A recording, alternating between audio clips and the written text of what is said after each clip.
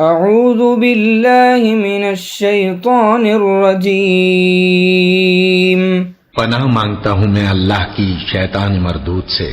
وَهِيَ تَجْرِي بِهِمْ فِي مَوْجٍ كَالْجِبَالِ وَنَادَى نُوحٌ ابْنَهُ وَكَانَ فِي مَعْزِلٍ يَا بُنَيَّ ارْكَب مَّعَنَا وَلَا تَكُن مَّعَ الْكَافِرِينَ۔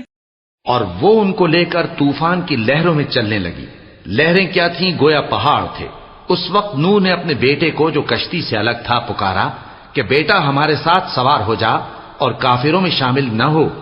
قال سآوي إلى جبل يعصمني من الماء قال لا عاصم اليوم من أمر الله إلا من رحم وحال بينهما الموج فكان من المغرقين۔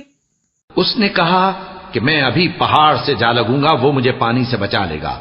فرمایا کہ آج اللہ کے عذاب سے کوئی بچانے والا نہیں اور نہ کوئی بچ سکتا ہے مگر وہی جس پر اللہ رحم کرے۔ اتنے میں دونوں کے درمیان لہر حائل ہو گئی اور وہ ڈوب کر رہ گیا۔